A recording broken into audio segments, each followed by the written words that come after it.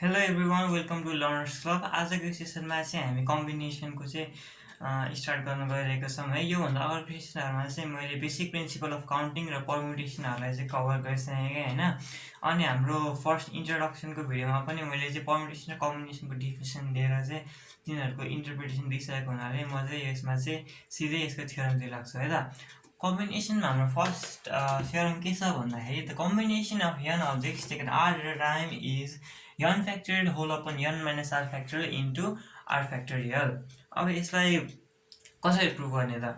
हामीलाई के थाहा छ भन्दाखेरि पर्मुटेसनमा चाहिँ इन्टरनल अरेन्जमेन्टलाई कन्सिडर गरिँदैन, तर के गरिन्छ पर्मुटेसनमा चाहिँ इन्टरनल अरेन्जमेन्टलाई कन्सिडर गरिन्छ, तर के हो भने कम्बिनेसनमा चाहिँ गरिँदैन। फर इक्जाम्पल, यदि मसँग यो मार्कर र यो क्याप छ र मैले चाहिँ यिनीहरूलाई अरेन्ज गर्नु छ भने मैले चाहिँ कि त पहिला मार्कर लिएर पछि क्याप लिन सक्छु अथवा भाइस वर्सा। त्यसले चाहिँ दुईवटा अरेन्जमेन्टको काम गर्छ। अथवा के भन्नु मिल्छ भन्दाखेरि अर्डरहरू चाहिँ दुईवटा हुन्छ क्या, तर जब हामी सेलेक्सनको काम गर्छौँ यो दुईवटाले चाहिँ एउटै मानिन्छ, किनभने मसँग हुने भनेको एउटा मार्कर र एउटा बिर्कने हो होइन त। यसलाई चाहिँ अब हामीले म्याथमेटिकली के भन्न मिल्छ भन्दाखेरि चाहिँ permutation equals to combination into number of internal arrangement. जब हामीले एन अब्जेक्ट्समा चाहिँ आरवटा चाहिँ अब्जेक्ट्स लिन्छौँ तब इन्टरनल अरेन्जमेन्ट चाहिँ कति हुन्छ भन्दाखेरि त्यो आरवटा अब्जेक्टलाई चाहिँ हामीले आर फ्याक्टोरियल तरिकाले इन्टरनल अरेन्ज गर्न मिल्छ। त्यही भएर यो केसमा चाहिँ के हुन्छ भन्दाखेरि the permutation of n objects taken r at a time is equals to the combination of n objects taken r at a time into r factorial. तर हामीलाई पहिलेबाट के पनि थाहा छ भन्दाखेरि the permutation of n objects taken r at a time चाहिँ के हो त? हाम्रो n factorial whole upon n minus r factorial हो। त्यसैले त्यसलाई सब्स्टिट्युट गर्दा हामीलाई के आउँछ भने combination is equals to n factorial whole upon n minus r factorial into r factorial. यो चाहिँ बोर्ड इक्जाममा सोध्ने गरिन्छ होइन, 4 मार्क्समा।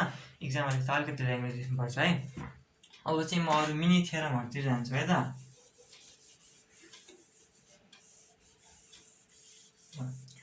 फर्स्ट वान के छ भन्दाखेरि combination of n objects taken r at a time is equals to combination of n objects taken n minus r at a time. अब यो प्रुभ गर्ने एकदम सिम्पल छ है। म सिम्पली के गर्छु भने आरएचएसलाई चाहिँ सल्भ गर्छु। यसलाई सिम्प्लिफाई गर्दा के आउँछ त? N factorial whole upon n minus r भनेको के भयो, ब्र्याकेट खोल्दाखेरि प्लस भयो factorial into n minus r factorial n cancel equals to n factorial whole upon n minus r factorial n factorial। यसलाई हामीले अर्कोमा के पनि लिन सक्छौँ त? हाम्रो n c minus r equals to r equals to LHS। ल प्रुफ भयो नि त। अर्को थ्योरम पनि छ है। अर्को थ्योरममा चाहिँ हामीले यो वाला प्रुफलाई युज गर्छौँ। त्यसले चाहिँ के भन्छ भन्दाखेरि if the combination of n objects taken r at a time is equal to the combination of n objects taken r dash at a time,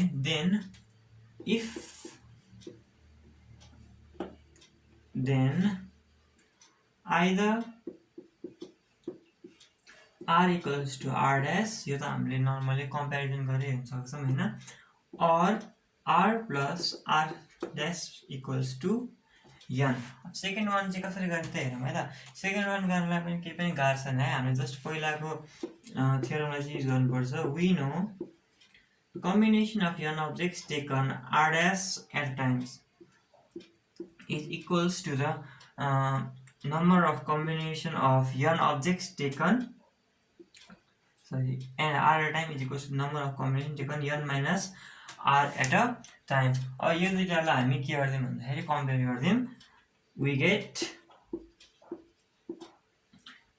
the combination of n objects taken r dash at a time is equals to the combination of n objects taken n minus r at a time। by comparison के आउँछ?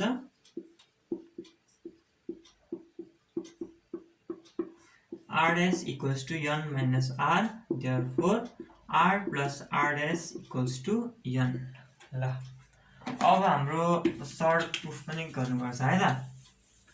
त्यसले के भन्छ भन्दाखेरि the combination of n objects taken r at a time plus combination of n objects taken r minus 1 at a time is equals to the number of combination of n plus 1 objects taken r at a time.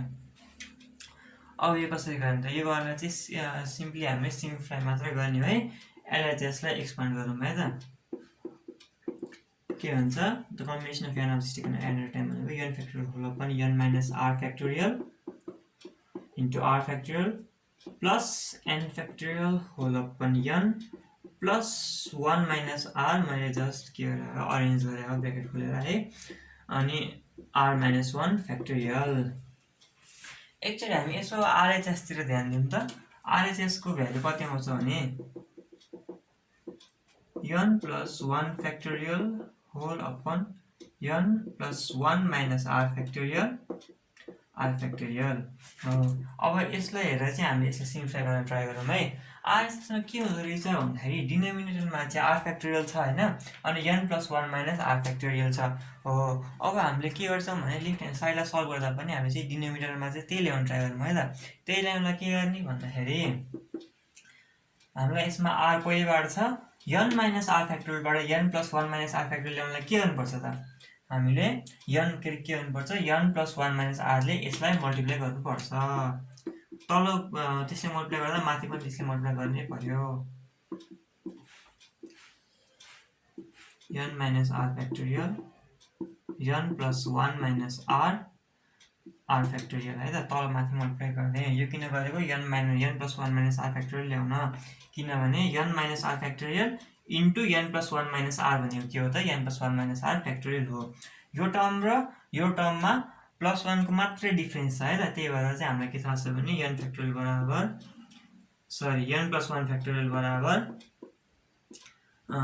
n factorial into n plus 1 हुन्छ थाहा नि त त्यही गर्नु खोजेको है त यसमा चाहिँ प्लस 1 एउटा बढी मात्र छ त्यसैगरी यो राइट ह्यान्डमा के छ त हाम्रो पहिलेबाट हामीसँग n plus 1 minus r चाहिँ छ तर r फ्याक्टोरियल चाहिँ छैन r फ्याक्टोरियल ल्याउनलाई यसमा के गर्नु पर्ला हामीसँग हामीलाई के पनि थाहा छ भने n minus 1 factorial into n factorial into n भनेको के हो n फ्याक्टोरियल हो अब हामीले के गर्छौं भने यसलाई चाहिँ के गर्छौं r ले मल्टिप्लाई गरिन्छौं तल मल्टिप्लाई गर्दा माथि पनि गर्नु पर्यो r ले n plus 1 minus r factorial r minus 1 factorial r factorial है त सरी r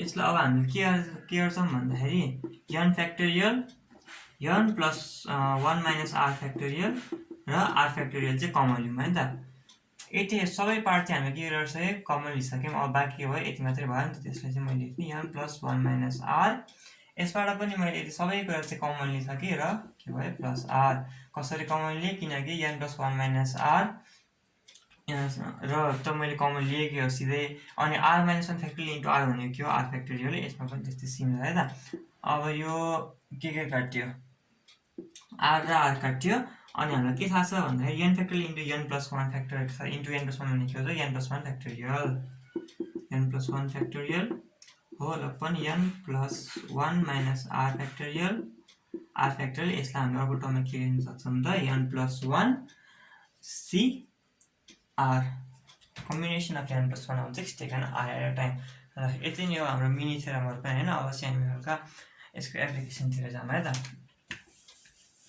फर्स्टमा हामी सिम्पलबाट नै ट्राई गरौँ हैन एउटा एक्जाम्पल दिन्छु है त सपोज एकजना चाहिँ गर्ल छ रे अनि उसले चाहिँ एउटा ब्याग भित्रबाट चाहिँ बल्सहरु चाहिँ चुज गर्न छ के सपोज त्यो ब्याग भित्र चाहिँ 5 वटा बल्स छन् हैन अनि त्यो गर्ल्सलाई चाहिँ कतिवटा चुज गर्न छ त 3 वटा चुज गर्न छ भने त्यो सिलेक्सन कतिवटा तरिकाले गर्न मिल्छ भनेर सोच्छ के यो क्वेशन भनेको चाहिँ सिलेक्सनको क्वेशन हो त्यही भएर हामीलाई चाहिँ त्यो बल चाहिँ कुन अर्डरमा त्यसले झिकी भनेर चाहिँ चाहिदैन जस्ट कुन झिकी भनेर चाहिँ चाहियो के कुन झिकी भनेर पनि चाहिएन हैन कुन चाहिँ झिक्ने तरिका छ भनेर मात्र चाहिएको के त्यसलाई हामीले के गर्छौं भने सिम्पली हामीसँग के छ भने total number of objects bag भित्रको छन् 5 छन् त्यो गर्लले चुज गर्नुपर्ने नम्बर कतिवटा छ 3 छ त्यही भएर के भयो number of wage of selecting r objects out of n objects or the combination of n objects out of r objects is n factorial whole upon n minus r factorial एक यसमा के भयो त 5 factorial whole upon 2 factorial 3 factorial ल यति गरेपछि अब हामी अहिलेको थ्योरमको क्वेसनतिर जाउँ होइन, त्यस्तोतिर तिनीहरूलाई कता एप्लाई गर्नुपर्छ भनेर।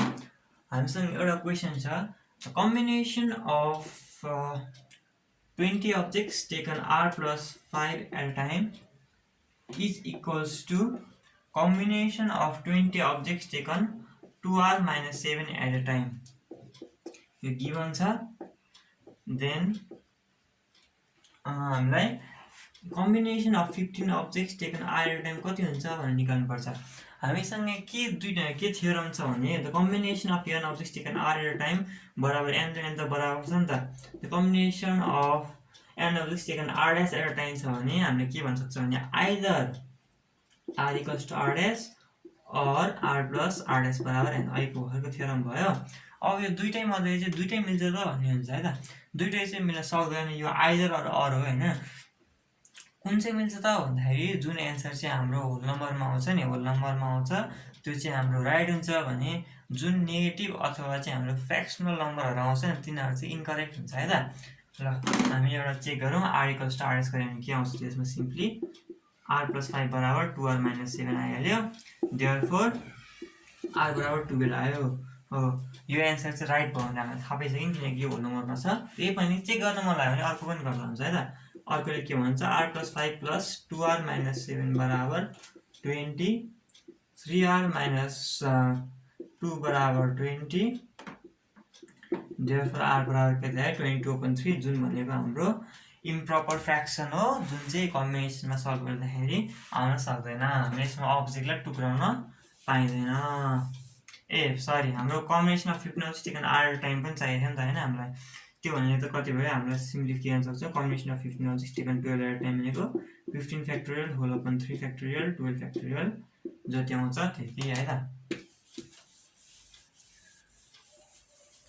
ल अर्को क्वेसन हेरौँ है त हामी। अर्को क्वेसनले के भन्छ भन्दाखेरि if the combination of n objects taken 10 at a time plus the combination of n objects taken 9 at a time equals to combination of 20 objects taken 10 at a time, then n equals to what? एउटा question. अर्को cn, 17 equals to what? ल हेरौँ है त।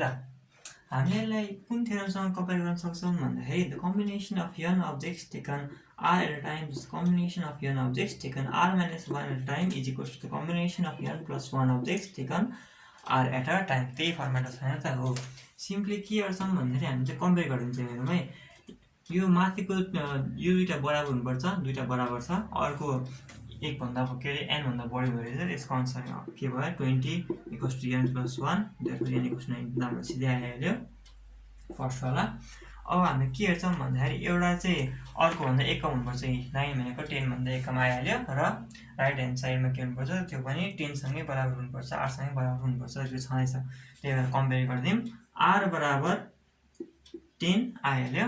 हामीलाई के find गर्नु भनेको छ त the combination of 19 objects taken 17 at a time कति हुन्छ 19 factorial whole upon 17 factorial 2 factorial, answer जति आउँछ त्यति। अर्को एउटा पनि सिम्प्लिफिकेसनवाला क्वेसन गरौँ है त। यो चाहिँ हाम्रो कुनै पनि थ्योरम युज नगरिकन चाहिँ सिधै सिम्प्लिफिकेसन गर्ने टाइपको है त।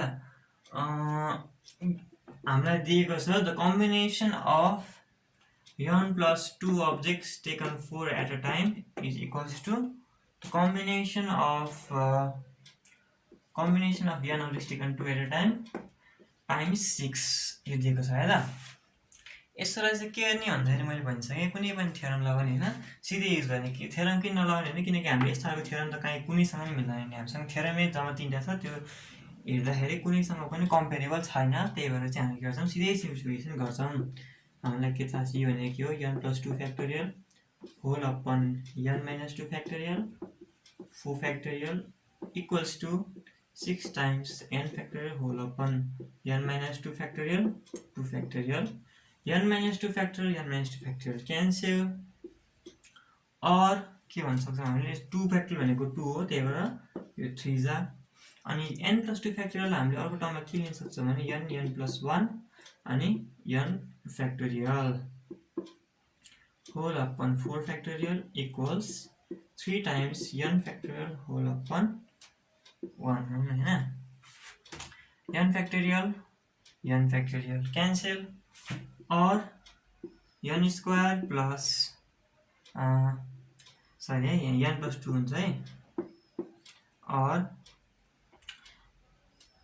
n plus 2 n plus 1 बराबर कति आउँछ कति आयो त हाम्रो 3 times 4 factorial यो क्वाड्रेटिकमा छ है यसलाई सल्भ गर्यो भने के आउँछ त n बराबर हाम्रो 7 आउँछ है सल्भ गर्यो भने यही नै आउँछ आजको सेसनको लागि चाहिँ यति नै अर्को सेक्सनमा चाहिँ म बोर्ड प्रब्लमहरु टाइपको चाहिँ सल्भ गर्छु thank you very much for watching